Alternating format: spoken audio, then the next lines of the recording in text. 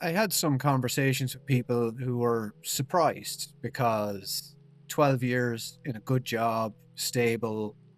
I would say there was probably more of a generational style discussions, which people perhaps wouldn't understand. Why would you take all this risk on when you don't need to? And I suppose the answer to that was because if you don't do it now, you'll never do it. Yeah, I'd say it's 50-50, right? It's 50% feeling great about yourself and going for it. It's 50% like fear and imposter syndrome and all of those, terrible things that come with entrepreneurship. Even if I'm not earning a monthly income, I'm happy with the work I'm doing. I'm happy with the impact I'm making. I'm happy with the mission and the critical nature of the work that I do, that it just drives me every day.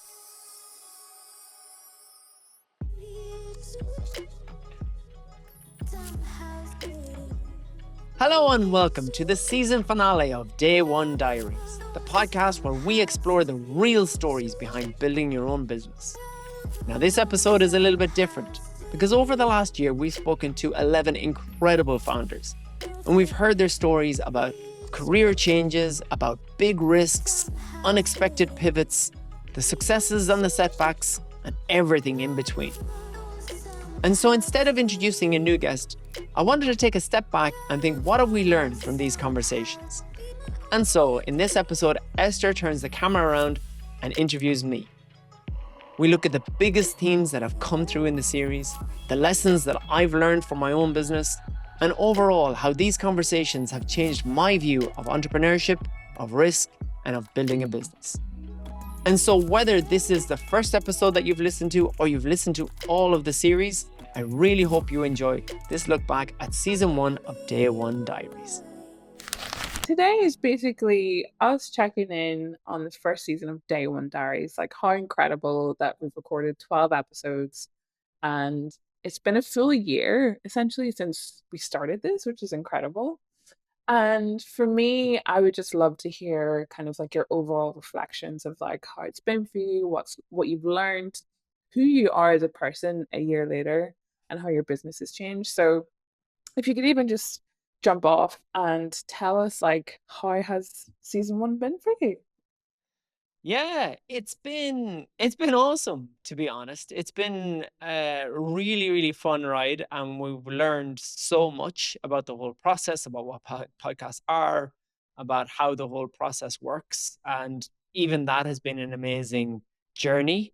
And when I think about the first couple of episodes we recorded versus the last couple, and you're talking chalk and cheese entirely in terms of our processes and preparation and all that, but I think sticking to what the point of the podcast always was, Day One Diaries, like if I think about where it came from or why we decided to do this, like 2 years ago, I was working at Google. I was in my 13th year there. I was 20 plus years working in the business in some way, shape, or form.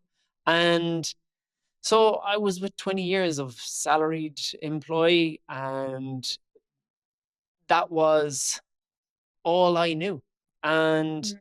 so the notion of starting a business at that stage to me was, it wasn't even scary. It was just not an option. It wasn't anything that I would ever have considered or thought about. And at the time or over the last year or two, I would have said, well, the reason for that is I just don't come from that culture and that background. I come from a one civil service salary household.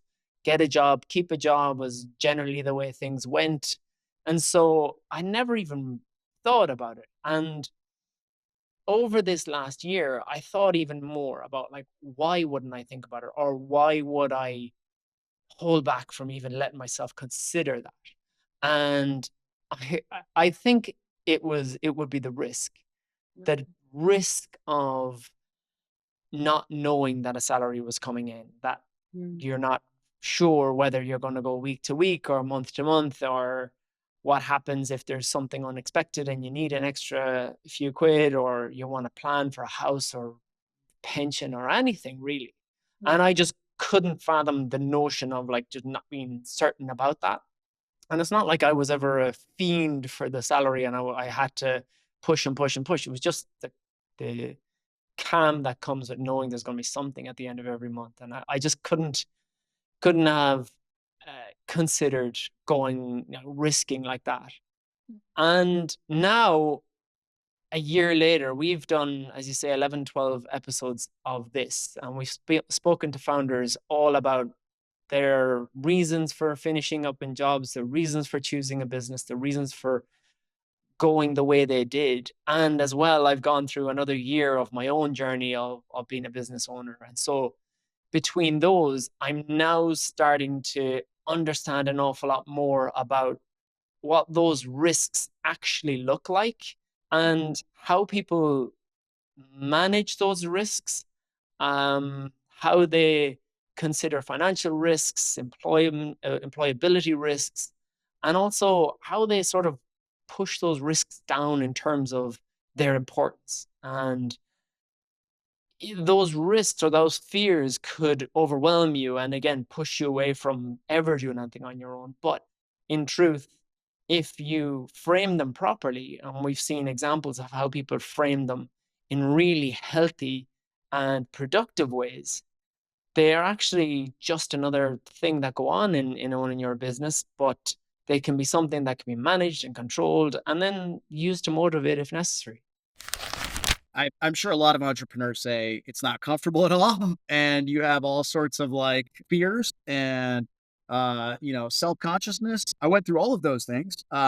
Luckily, I had a supportive wife, I had a supportive family, and generally speaking, on the other side of it, like I feel like I am confident in my own abilities, and I was confident in my experience, so I was able to have enough of that to give it a go. But, I'd say it's 50-50, right? It's 50% feeling great about yourself and going for it. It's 50% like fear and imposter syndrome and all of those, terrible things that come with entrepreneurship. There was a lot of enthusiasm in those early days, which was, I think, got us through the trepidation and the fears as well of, my God, my family could run out of money here. Like, we might not be able to pay rent. Obviously, you had some good open conversations with your wife about the decision here. Anyone else think this was the right thing, the wrong thing? Anyone try and talk you out of doing this? Nobody tried to talk me out of it. I had some conversations with people who were surprised because 12 years in a good job, stable. I would say there was probably more of a generational style discussions, which people perhaps wouldn't understand. Why would you want to go out and do this?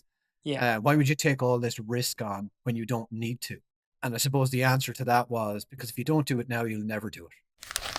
I was just learning. It was like such an iterative process. Like I didn't have any money.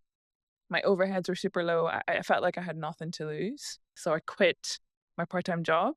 I just went all in.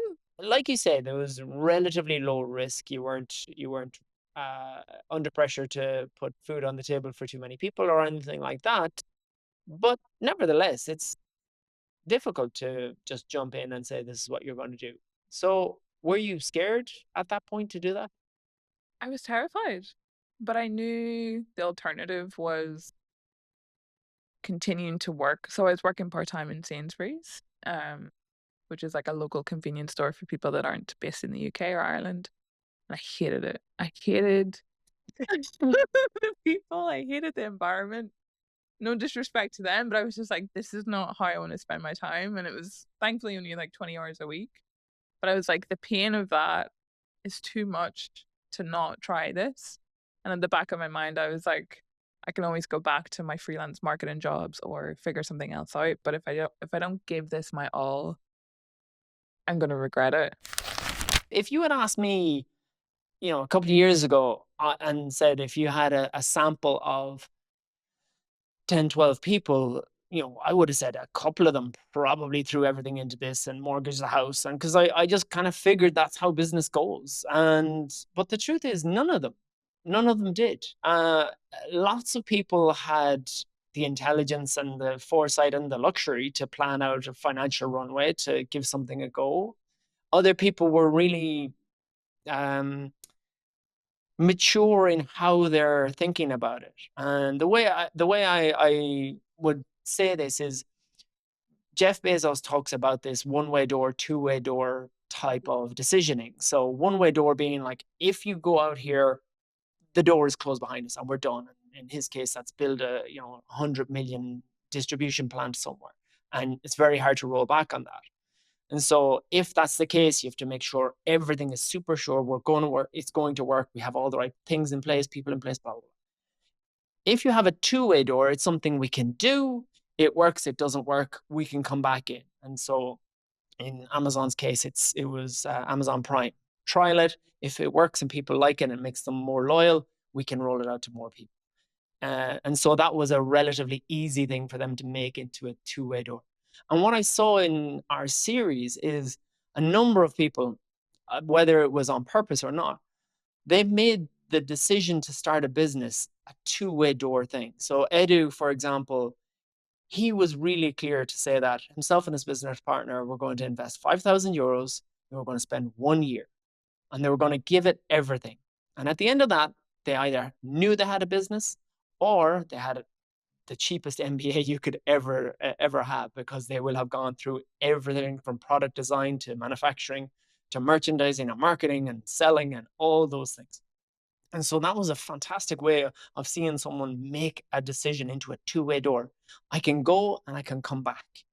Pete had another version of it where he used the start of a business to test and understand what he knew, what he was good at, and what he actually had to offer and what he could enjoy. And he ended up going back into the workplace, but he went back in with an awful lot more certainty in that value, in what he could do and what he enjoyed doing and what he could bring to a business. And so he's in a much better place now at Ring as a program manager. And so these types of decisioning are and framing your decision seems to be how that risk thing that I had in my mind that was the all-encompassing is actually something you can control for. Now, control to an extent, because we had Eve come on and she was very fastidious and she had her plans in place. She knew the runway she had financially, and she was knew how long it was going to take for her to, or until she had to make some money from the business. And then she got the curveball of finding out she was pregnant. Fantastic news, but made a lot of changes to her plans in terms of starting a business. And she pivoted. She took on some consultancy roles to make sure that it furthered her financial runway, and she also extended the timelines for what she wanted what she could expect from the business. And so those kind of things happen too. You don't always, that runway, these things don't always work out exactly as you plan, but that's the flexibility that you need to build in. And did anything surprise you in terms of people's risk taking? Because everyone kind of had a different entry point of starting their business. You know, either people got laid off or they were ready for the next thing. Like, I really find Montage's story super interesting because his wasn't from a point of like, oh, I need to figure out what the next thing is. His was, I need more fulfillment in my life, and this isn't fulfilling me anymore. I need to create something with more purpose. And I think you did such a great job of getting such a diverse group of people, unintentionally or intentionally, I don't know, of just like people's perspective on how they see business. So did anything surprise you about the different guests? Yeah, I think it was really interesting where you had guests like Montage, like Tony and Eve, to an extent, who were in that similar zone where they felt like they'd given a lot to the jobs they were in. They'd learned a lot, but they weren't quite getting enough back from it. They felt like there was more to do, there was more to learn, there was more to really sort of see out in the world and get from the world, and in different ways. And all three of them went about it in fairly structured way. Montage did a lot more experimenting and on that, but the others started to develop where exactly they wanted to play and what they wanted to do, and they went at it from there. I think most people make a decision to go out on their own and start something. It's a myth that it's overnight. Yeah. You know, that decision is often, months, if not years in the making. And I suspect it's the same for you and perhaps some of your other guests. Certainly for me, I wanted to leave Google for about 3 years. In London, I was like, I want to move. And I looked at other opportunities outside of Google. And then I ended up sticking with Google to move to Dublin because I thought, oh, maybe if I do the in-house role in L&D, that will be enough. But it was very clear to me when I arrived in Dublin within about 6 weeks, I was like, this is not really where I can be as creative or as entrepreneurial as I would like. And so for me, it was years in the making. I think what really drove me to do it was the personal goals, which often is how I try to combine my personal and professional goals. I like there to be synergy and alignment with that. Mm. And one of the big things that I was trying to do at the time, I was working in Dublin, but I was really splitting my time between Belfast and Dublin, where I'm from.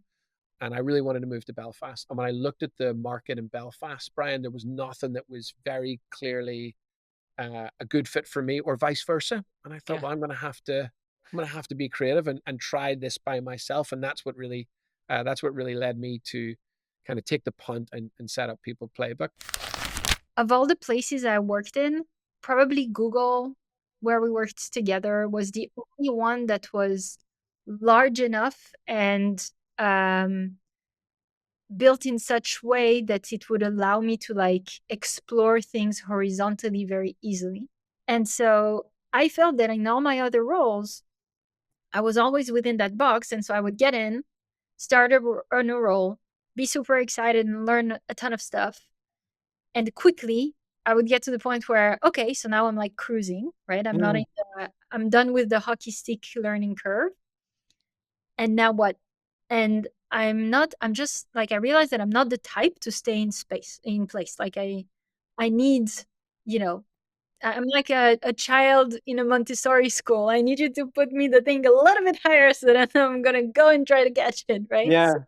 So it was clear to me that I would need, in order for me to keep going, to keep like growing professionally speaking, I would need some sort of role that would allow me to go wide. Mm. And being a founder is probably as wide as you can go because you have to do everything. For maybe a year or two, the honeymoon period was there and the perks and like free massages and good money. So maybe that clouded my, perception of am I liking the work or not? But I think slowly it was, getting to me that this is not what I'm enjoying. Okay, it's giving me validation, confidence, money, traveling. I filled all the pages of my passport. Good, no complaints. But then at the core of it, when the frills and fancies kind of become the new normal, then you start questioning the core. Maybe not everyone, but it's a subjective thing, individual thing. I always would question, what am I doing? Is it making me happy? I had maybe higher expectations from life, you can say, and profession is a huge part of your life. And I wanted to make sure that I should be doing what I do the best, which is creating maybe and creative stuff. And when I say creative, doesn't mean like drawing. Creative means like solving a problem which involves people and like mindsets, and maybe not just numbers. And it's not even about numbers, to be honest. Right now I work on sheets all the time. My whole business is working on Google Sheets, and running scripts at the back end. Of course the software is upcoming and all that stuff, but now this is like my stuff. I have full a 360-degree view of what I'm doing and why. So what and why was answered very well in my setup. But it was not being answered when I was in Google because I was being told that you're supposed to move this number here and there. Yeah, the So what that was ki- clear. yeah. So that kind of started getting to me in those 5 years. And in the last 2 months, it just got like very clear. What's interesting with those is they were sure and confident that there was something in this. It may not be what they started, but there was something here. And they were, with Tony's case, he had the COVID just kick in almost immediately after he left his role as well. But it didn't seem to hold him back. And in fact, he found that being an edge eventually, that it was actually an equalizer when he was pitching against big training companies as well. There was now, hey, we all have to do this online. And so now there was a lot more equality in that front. So everyone, each one of those was more certain that there was something going on with what they were offering, and they really wanted to follow it through and see it. Some of the other ones that I think were interesting were people who found an angle in the market.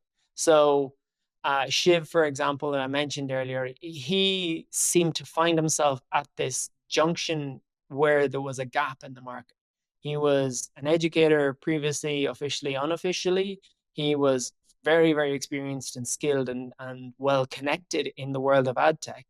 And he spotted the gap that there was just not enough people talking about the ad tech and about each other's ad tech, and being able to educate Amazon about what's happening with their competitors, or in the industry at large, or in a part of the industry that a business might look to go into. That's a really interesting place to play, because most people have to try and do that themselves with sort of scant and broken information. And in such a fast moving world, having a business in the middle actually educating all around is a really smart take, and one that he was in the right place to take advantage of. And the next point that I wanted to kind of touch on is like the fear of failure versus what actually happened. I think that's super interesting. Not everyone touched on it, because it's not an easy thing to talk about outwardly. But Yeah. what is your perspective around that? I think fear of failure is, I don't think it's accidental that people didn't talk about it, because again, I think it's one of those things that if you're in a job, if you're in a salaried 9 to 5 job, and you look at people running a business, that's what you think is on their mind. But when you're actually running a business, it's less about that. I mean, yes, you're concerned about whether the business is going to do well and all that. But if you think of fear of failure in the sense of, oh, I'll never live this down, this will be a failure, just the word failure itself, I won't be able to get another job. That's rarely the problem. Like, we had 2 guests on through the series, Pete and Tim, both of whom went down the startup route and did their own thing. And it didn't land as they had planned. And they went back into the workplace as much more employable, much more aware commercially, much more savvy about how business works, about what they can bring, what they can do. And they were much better positioned to support the businesses that they actually went into. So I think overestimating that risk is something that happens a lot from people who haven't actually started a business. But those who do actually start a business end up, I guess it comes back to that, like, how do you measure that risk? How can you get yourself comfortable with what you're doing and knowing that it may not work out? And what does that look like for you? And as we said, some people have put it down to the cheapest MBA they could ever do. Some people have said, I want to know what I can offer. Some people have just said, I want to give this a go. And if it doesn't work, I can always say I tried, and I'm comfortable with that. And if that means I go back into a different job, so be it. But from that point of view, there's no such thing as failure in this sense. Obviously, if you're talking about startups where you're borrowing loads of money and that type of thing, that's a different animal. But in this world where you're talking about solopreneurs and people building their own business from scratch, there's relatively little sense of failure. If you've learned a lot, if you've delivered well, and you get a few years out of it, then you're in a much better place than you had been previously. And it's that sense of like, when you're standing from the outside looking in, like you're talking about risk, like you're talking about failure, you create all these scenarios in your head of like what it's going to be like. But like you said, when you're absolutely in the trenches, like I know with my business, and when we had our conversation, like, wasn't in the back of my mind of like, oh, is this going to work out or whatever. It's like, what project do I need to get next, and how do I improve my skills? And like, it's the reality of running the business versus what you think it will be like, are completely 2 different things. And like, when you talk to other business people, it's like we're kind of in this like secret club. The same with parenting, where it's like you know how hard it is, you know, the uncertainty. You're creating something from scratch that has never existed before because you're creating it. And like I always feel so grateful that like, oh my gosh, people are paying me money to deliver a service that is coming from my mind. And like I just I think like self-employed people and business people need more celebrations of like you can pay your mortgage, you can raise a family, you can, you know, it's a huge thing because Yeah. you create a life from, especially with most of the guests and yourself coming from a 9 to 5 certain job where you can see and know where your finances are coming to transition into this. Like, yeah, I think it's been such an incredible season of like hearing people's trials and errors. And one thing that came up when you were talking about kind of like the corporate world, I'm from a creative industry background where like you're just a lot of the time just throwing stuff out to see what works and to experiment. Where I've noticed in the corporate space, people are really obsessed with everything having to be like 90% plus before things are tried or put out, which then can slow down the rate of Yes. progress of like actually trying things. So it's Yeah. been interesting for me dancing between these different industries of like, oh, okay, this is how people do it, but also noticing the fear that people have of like how they come across and perception and how important it is to a certain point. But it can really stifle you in terms of like just putting yourself out there and like having fun and experimenting and trying different things. So I have found that fascinating throughout the season of like hearing different people's perspectives and how they've challenged that and how they've battled that, and even Yeah. just my experience of working with you, you know, because this was a big project for you. Like it's very unusual for people to start a podcast the first year that they're in business. And I think it's so cool that you took that creative risk because it seems like it's been such a great way for you to hear from other people. What you're talking about there of people having to get something to 90% and be almost perfect, that again is the other side of the one-way door, two-way door thing. And this was part of why Bezos brought this in, which was, if this is two-way door, stop all of this, stop all the noise. Don't keep surfacing this to directors and VPs and bring this to Jeff Bezos. Like, if it can be handled and we can try it, do it. Come back to me next week and tell me it didn't work, and let's get on with it. But this thing of everything having to be perfect, and then a director looking at it and fixing it again, and then a VP in the deck fixing this and that, like, that's for things that don't need it. Like, that's where that comes from. And again, I'll tell you where we heard and recognized this across a number of people we talked to, was the need to decompress after they left their job. Pete talked about it. Montage talked about it. Seisha talked about it. There's a lot of folks, and I myself as well, like needed a lot of time just to like calm down, reset the mind. And it's because those moments in a corporate world, those moments of performance reviews or end of quarter, become the sort of walls and the structures that you live your life by.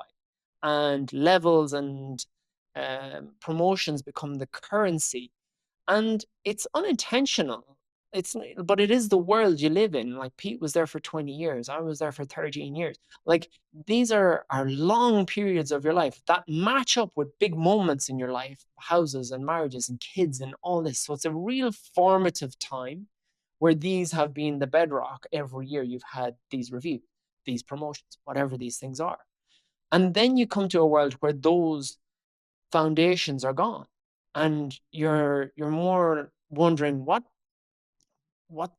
matters now, what is important, what's the wall I'm backing up against if it's not a performance review. And then you have to really find yourself, to some of the examples we heard, understand what you care about, what your value is, what's exciting to you, and without the shackles of this has to be done within my reporting line or any of those things. And it takes a while for people to relax off that and allow themselves to be brave and say, hey, there's a world over there that's actually quite cool. And Montage ended up getting into the organic farming world from where exactly he started in the tech world. So that's a massive change, but it only comes about by allowing yourself the space to understand what the world looks like outside of those confines that you've grown so used to. One question I have for you is like, what have you learned from the guests so far that you could take into your own business journey? Like I said, this has been a really fantastic 12-month coaching program with with 12 different amazing coaches that I've stolen from all over. I I think there's been let me think. There's been a number of tactical things that I have taken from the guests. Um, Shiv talked about developing credibility. And so he partnered up with some universities, and I thought a lot more about the type of companies I partner with and how I can use them to be a badge of honor in terms of like, okay, if they trust Brian, he must be trustworthy, sort of thing. And I continue to explore that space as well. Tony, I think it was really interesting to understand from him about the production value and how you look to people makes a big difference. And so he talked about the branding of the podcast coming across so strong. And it was actually very early on in my business when it was him that said the camera that you're using, the microphone doesn't sound good, and you're a communicator. This is your job. And I'm like, all right, what was I thinking? So there's hints like that. But I think the thing that I've really learned is the flexibility that you need to have, the comfort level in pivoting, evolving, because many of the people that we spoke to are in the process or have already sort of found their edge in the industry that they're going for. They found their sort of sometimes what I consider their unfair advantage. So what's the sort of combination of things that are like their own skills, their own position in the market, their own experience, the partnerships they've made? What's the thing that gives them something different? And so Montage, for example, is operating in the organic food space in Punjab in India. Most people there aren't as tech savvy as he might be. And so he has understood that trust is key and communication in new formats is key. And so he keeps pushing out content directly to his customers in digital formats that shows the products, that shows and just constantly talks about the trust, tells them when it's arriving, tells them what's happening. That's his angle. So other people are great at the farming, but they don't do the comms. Other people are amazing at comms, but they don't like. So he has found his angle. Tony's really clear that he can build experiences that match anybody. And so that's his sort of unfair advantage, as it were. And so I've been really at the latter half of last year and into this year, I've been trying to understand more about what my edge is and what's the difference. And I have found I started last year using communication skills as a trainer, facilitator, and as an MC. And then I started to think, like, if I can be good at this, why can't I teach other people this? So I created a course on communications, and that has led on to other opportunities for business that I've had over this while. So I've started to hone in on that as an edge and something different that I can deliver. And now I'm trying to understand that more. How can I use it, utilize it, and also push it into the future a bit more, because it's more than just how you communicate. It's also about what the world is going to look like and what communication, collaboration is going to look like in a sort of post-AI world. And so that's what I've really been taking from people throughout. So what's the edge that you have? How can you really look and be awesome at that? Manu spoke about this in a really interesting way. He spoke about this in the sense of he was fascinated by LLMs, but LLMs can do anything, right? So he decided, hey, what about a form? What could you do with an AI model on a form? And he thought, this is way too small, but that's exactly the point. Do something incredible there with these really tight constraints, and then you could do awesome things from there. but only if someone will listen to the really cool thing you did in your space. And I thought that was a really interesting insight to take for anyone in a business, starting a business, finding that thing that you can do, that your business can do, that other people can't do quite as well. And how do you then exploit it, expand on it, and build on that across your business? I love that. And what do you hope for season 2 with your next line of guests? We're working on the guest list at the moment. We have a few lined up already. It'll be later in the year when we get them sorted. But I think I want to continue on that last point about finding the edge and how people have really narrowed into what they want to be awesome at. I also want to talk to some people about how they manage being a founder and a business owner with family. I found this as a really interesting thing. It came up numerous times with our guests, but mainly with the women that we've had as guests. They've talked about maternity leaves and they've talked about managing with their families and with their kids, etc. Less so with the men, which I find interesting because it's honestly one of the biggest challenges I have as a founder and business owner working from home. My kids just came home a few minutes ago and one of them was knocking at the door. And I have to find that balance where if I'm spending time with the kids, I'm feeling bad because I should be working on the business. If I'm here and the kids are downstairs playing, I'm like, what am I doing? I'm not going to have this time again. I should go and play. And it's a difficult challenge. And I recently found a website, I guess, run by a guy called Work From Home Dads. And it's all about how you can manage with a 6-hour workday, track your time, make sure you're spending it in the right places, what's important about meetings, all these kind of things. And I find it interesting and useful, but I also find it interesting that it exists at all, that it's enough of an issue. And I'm curious, is it an unspoken issue that men aren't willing or comfortable talking about? Or is it just something that didn't come to mind at the time? So I'd like to explore what it looks like for families. I love that. Yes, absolutely. We've had so many discussions on that. My last question is, are you happy you made the leap into coaching? Am I happy I made the leap to be a business owner myself? Absolutely. Absolutely. It's been fascinating. I've honestly learned more in the last 18 months, 2 years than I did in 5 more years in the corporate world. To be honest, it's been a wild ride and I'm really hoping it can continue on into the future. And the other version of that question, am I happy that I made the leap into the podcast world and Day One Diaries? Also, yes, it's been an amazing opportunity to work with people like yourself, with Jenny, who did our branding, and to meet our amazing guests over this last while, which is really what this is all about. I mean, this episode has been funny to turn the camera back here, but in truth, to see people willing to open up, to share their story, to at times be vulnerable about what this has meant for them and the challenges that they've had, but eventually being able to share that story for people who maybe also be in that place, people who may be in a job wondering, could I ever start a business? That's exactly who we're looking to talk to and share with them the real stories about how it's tough.